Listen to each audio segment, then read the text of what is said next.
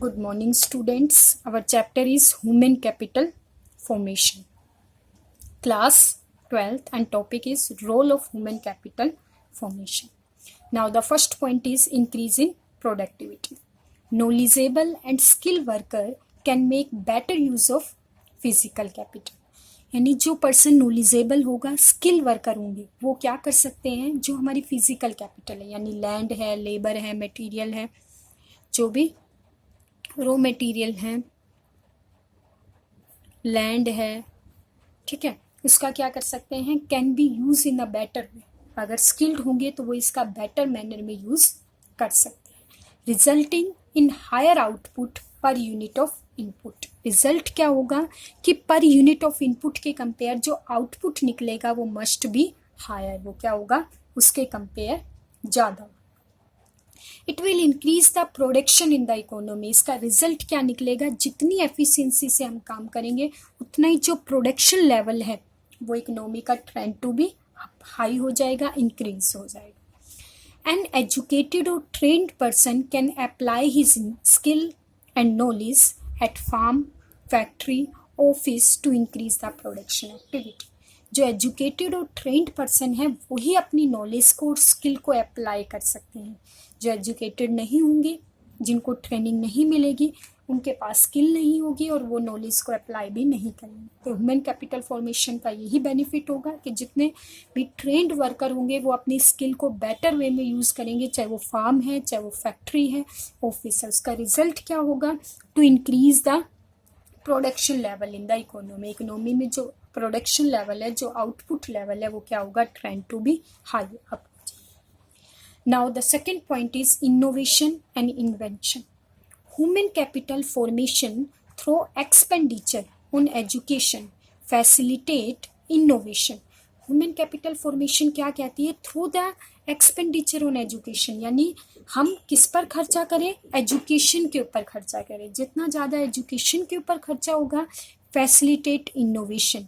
वो किस चीज़ को फैसिलिटेट करेगी कि हम ओल्ड ट्रेडिशन को यूज़ ना करते रहें, नई नई चीज़ों को सर्च आउट करें. And innovation in the area of production. Production के अंदर हम क्या करें, नई नई इन्वेंशन करें, यानी हम अपनी प्रोडक्ट की क्वालिटी में इम्प्रूवमेंट करें. एंड रिलेटेड एक्टिविटी और नई नई एक्टिविटीज़ लेकर आएँ. And leads to growth and development in the economy. जितना हमारी इकोनॉमी क्या करेगी, इनोवेशन करेगी, इन्वेंशन एक्टिविटीज़ पर काम करेगी, उतनी ही हमारी इकोनॉमी ग्रो करेगी, उतनी हमारी इकोनॉमी का डेवलपमेंट पॉसिबल होगा. तो हमें क्या करना है, खर्चा करना है, खर्चे के साथ साथ नई नई एक्टिविटीज़ को सर्च आउट करना है ताकि इकोनॉमी अदर कंट्री के कंपेयर अपने आप को कम्पीट कर सके. Now the next point is increase in life expectancy. ठीक है, human capital formation raise life expectancy and longevity of the people. जितना ह्यूमन कैपिटल फॉर्मेशन होगा उतनी ही पर्सन की लाइफ एक्सपेक्टेंसी, जो जीने की कैपेसिटी है, वो रेज हो जाएगी और लॉन्गेविटी, और काफ़ी लॉन्ग टाइम तक वो पीपल जो है क्या होगा, सरवाइव करेगा. This encompass both a long as well as a healthy life. तो एनकम्पास का मतलब होता है पहुँचना, घेरा बनाना. वो कहाँ तक पहुँचेगा, a long as well as healthy life. Life उसकी लॉन्ग भी होगी और साथ साथ लाइफ कैसी होगी, हेल्थी लाइफ होगी. This also add to the quality of life. और जो लाइफ होगी वो कैसी होगी, quality of, standard of life होगी, उसको ऐड किया जाए. Now the next point is higher rate of participation. Human capital formation increase the rate of participation of labor force in the process of production by enhancing their productive capacity. It means that कि human capital formation होने से increase the rate of participation. Labour force का participation क्या होगा, raise हो जाएगा. ज़्यादा से ज़्यादा लेबर फोर्स क्या होगी, पार्टिसिपेट करेगी किस चीज़ में, in the process of production. Production process में आपको ज़्यादा लेबर इजीली अवेलेबल होंगे, जिसका रिजल्ट क्या होगा, by enhancing their productive capacity. और उनकी जो काम करने की कैपेसिटी होगी वो भी क्या होगी, एनहेंस हो जाएगी, ह्यूमन कैपिटल फॉर्मेशन से रेज हो जाएगी। And high rate of participation lead to economical and social equality in the society and leading to economic development. जितना ज़्यादा पार्टिसिपेशन होगा उतना ही इकोनॉमिकल भी एज वेल एज सोशल भी, दोनों एक्टिविटी ये कह रहा है इक्वली डेवलप होगी सोसाइटी की। इकोनॉमिकल यानी इंफ्रास्ट्रक्चर, रोड, ट्रांसपोर्ट, जो भी इकोनॉमिकल फैसिलिटी है, और सोशल जो एजुकेशन है, हेल्थ है, वो दोनों ही सोसाइटी की डेवलप होगी और साथ साथ lead to the economical development, country का इकोनॉमिकल डेवलपमेंट पॉसिबल। ठीक है।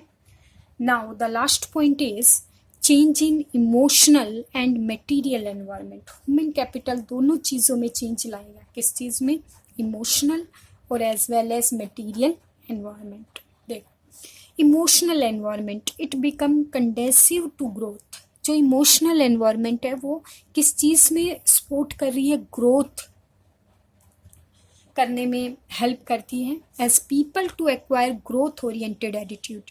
तो कहते हैं कि इमोशनली चेंज का मतलब है पीपल के अंदर क्या आ जाएगा? Growth oriented. ऑटोमेटिकली वो सिर्फ किस चीज़ की ओर उसका माइंड फोकस होगा? ग्रोथ की। हमें कंट्री की क्या करनी है? ग्रोथ ओरिएंटेड उसका एटीट्यूड हो जाएगा। एंड इंस्पायरेशन, और उसकी ये कहता है इंस्पायरेशन भी किस ओर होगी? Growth oriented. वो सोचेगा किस साइड की कंट्री को किस तरीके से ग्रोथ ओरिएंटेड बनाया जाए, उसका एटीट्यूड इस मैनर में डेवलप हो जाएगा। और ये सब किसकी वजह से होगा? जब ह्यूमन कैपिटल डेवलपमेंट होगा, उसकी स्किल, उसकी नॉलेज, उसको डेवलप किया जाएगा, तो वो इमोशनली क्या करेगा? एनवायरनमेंट को चेंज कर देगा। Now the second is material environment. Material environment means it become helpful to growth as a society now possess higher number of skilled and trained worker।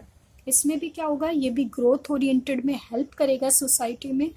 And higher number of skill and trained worker to implement the plan. जितने worker skilled होंगे, जितने trained worker होंगे, वो क्या करेंगे?